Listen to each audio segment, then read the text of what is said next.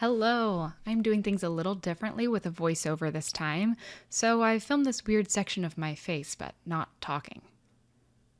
Oops, I think I was supposed to say a joke there.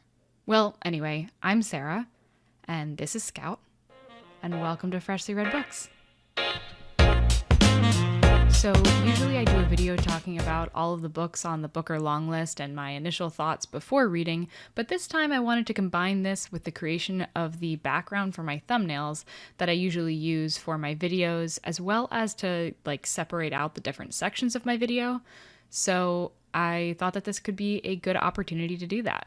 So here's an example of my background from International Booker of this year. There are actually only 12 of the 13, which is just because that's what fits best, is to have an even number, and then the two on the side are a little bit cut off. Basically, I just line up all of the book covers and go over most parts of them in the green color I often use. You can see the books that are behind this one. So now I'll skip to the one I'm working on now. I've already chosen all the book cover images for this, but when I'm doing that process, I typically use the version of the cover that I think would be easiest or would look best when I color over it. For example, with Chinatown, I really liked both versions of the cover, but this one is way easier for something like this. When I'm organizing the photos, I try to do it in a way that I think it will look the most balanced afterwards, but I didn't even end up achieving that this time, so I think I could have done a better job there, but whatever. Like I said, one book will be left off, which in this case was No One Is Talking About This by Patricia Lockwood. This was purely because both versions of the cover would have been the most difficult to do for something like this.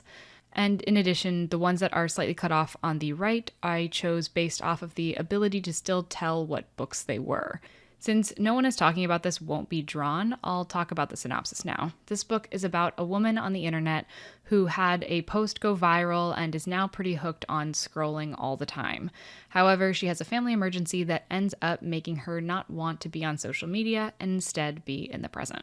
To be completely honest, I've already read this one and I had thoughts, but you'll hear about it soon. That's one of the first videos I'll have coming out. Okay, so now to get into the actual books covers that will be in this background, we'll start with China Room. So China Room follows two characters. The first is Meher in 1929 Punjab, who gets married to one of three brothers in a ceremony that includes all three of the brothers. She's trying to actually figure out which one she's married to.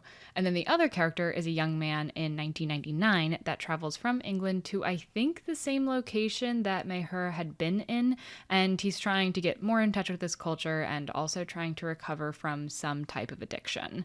I think this is the one that I'm the most excited for, and the only book that I owned a copy of before the long list was announced. Next, we have The Fortune Men, which takes place in Cardiff in 1952, which is full of families that had originated from other countries. The story follows Mahmoud Matan, who is suspected for the murder of a shopkeeper. Mahmoud believes that the justice will be served and he'll be able to go free since he is innocent.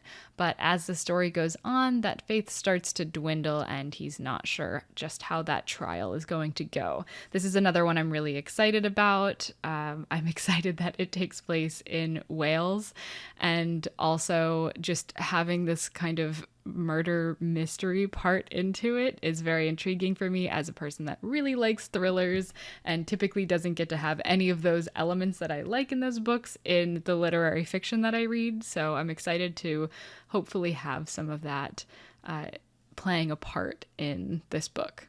Then we have Great Circle, which follows two characters in different time periods. The first is Marion Graves, who dreams of circumnavigating the globe by flying over the North and South Poles. And the second is Hadley Baxter, who is cast to play Marion a century later in a film that's about her disappearance. This is actually the one that I'm currently reading, and although at first I was kind of on the fence with how excited I was about it, I'm really enjoying it so far. So my hopes are getting a little higher for this one. It's weird to know what's going to happen to Marion and also be reading her sections, but I think that so far all the characters are very compelling and it's hopefully going to continue to be a good read. Then we have The Sweetness of Water, where we've got yet another story from two different perspectives, but these ones are in the same time period, which is just as the Civil War is ending. First, there is Prentice and Landry, who have just been freed from the Emancipation Proclamation and end up staying with a couple that just lost their son in the war. And then the other story follows a forbidden romance between two Confederate soldiers who are getting together in secret but are soon found out. I can't quite decide how I feel about this one. I feel like it sounds like it's doing a lot through these two stories, and I'm very curious to see how it's going to weave them together and have them be, in the same cohesive story, but having these two different perspectives. I don't know. I'm curious about this one. Next up is Light Perpetual, which is an alternative history story. So in 1944, a German V-2 rocket bomb hit a crowded Woolworth store, killing many people, and among those were 5 children.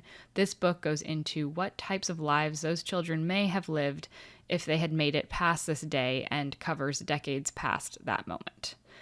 So it seems a little bit like it could get like generational family stories where it goes like really far into the future past these children, which I don't know how I feel about. I do like alternate histories, but following 5 different people, I don't know. I still haven't made up my mind about how I feel about this one. I feel like it could either be great or just like, meh.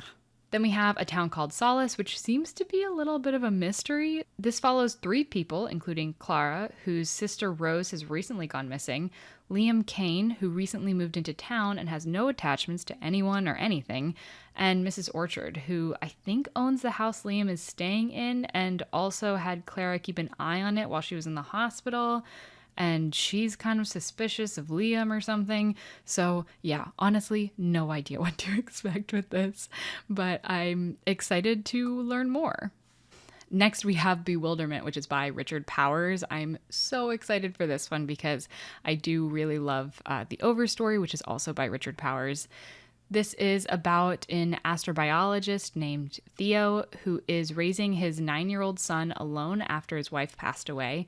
His son Robin seems to be kind of like changing and becoming more troubled, and Theo hears about an experimental neurofeedback treatment that might be able to help Theo by using recorded patterns from his mother's brain. So like Theo's wife's brain, which sounds like so up my alley. I'm so excited to read this one. It seems really different and unique, and I can't wait for it. Then we have A Passage North, which centers on Krishan, who gets a call telling him that his grandmother's former caregiver, Rani, died by falling down a well. But I guess like the circumstances around it were a little suspicious. And he also gets an email at about the same time from someone who he was in love with years earlier. And he makes his way from Colombo to the war-torn northern province to go to the funeral. I think it's all or mostly the journey that he's taking to go back, but I'm not totally positive about that. So yeah, curious to learn more about this one. Then we have The Promise, which follows 3 siblings who lose touch after their matriarch passes away. They live separate lives but are brought back together for 4 funerals that take place over 3 decades. I'm not sure if this book only takes place during those 4 funerals, but I think that would be really cool if that's the way that it was written. And if not, then I'm not very excited about it, which is a weird thing to want this book to do. But I don't know. It doesn't sound very unique, but if it goes for that pattern, then that could be a very interesting way to tell a story. And I really want to see a story that's told that way.